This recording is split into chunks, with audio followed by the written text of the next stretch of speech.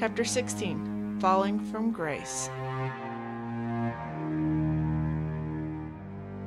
He was a lone figure standing high above the Salt Lake Valley. There are parts in the valley where you can see the entire city. At night, it's nothing short of amazing.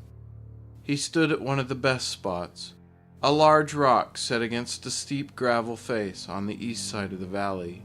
He stood on top of that rock looking over the valley. His eyes were red with anger and tears.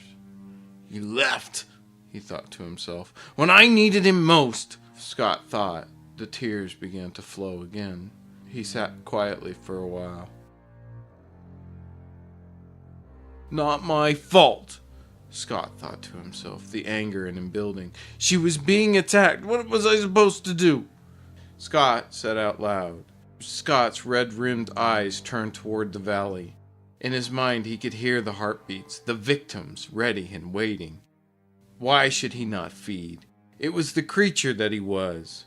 The bloodlust had begun to set in again. He would begin his hunt soon. He lingered for a moment, thinking of a time when Taylor and he had hiked up here as teenagers. The good memories almost brought him back, but then, with a red flash, his mind turned back to blood. He tried to fight, but Tiffany's horrified face came into his head. He shook his head and thought, "It was the only thing I could do," Scott said, tears streaking his cheeks. The thirst was starting to come over him again, that all-consuming need to drink. He grimaced, trying to fight. Soon he would not be able to resist again. "Not my fault," he screamed in his thoughts.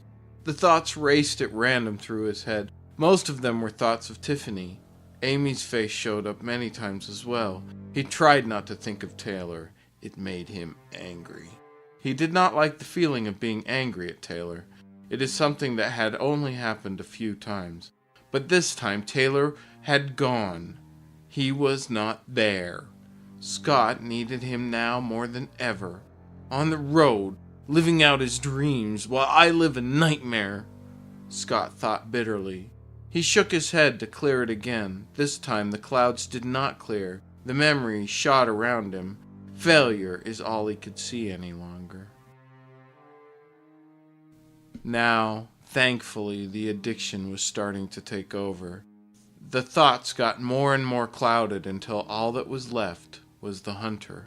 His eyes almost glowed red, his incisors out and at the ready. He jumped straight off the rock and dropped about 60 feet and landed on the gravel. He hiked out to the road. He got to the pavements a few minutes later. He climbed on his new bike, a jet black bullet bike that had 3 red slashes down one side of it. The engine came to life. He put the bike in gear and sped across the access road. He pushed the bike to every limit. The streets had become the last place, his only place of solace, the only peace that he had anymore. But for now, the speed was not trying to get rid of the memories. It was bringing him to his next victim. He smiled under his helmet. This valley was full of them. People so wrapped up in their little lives.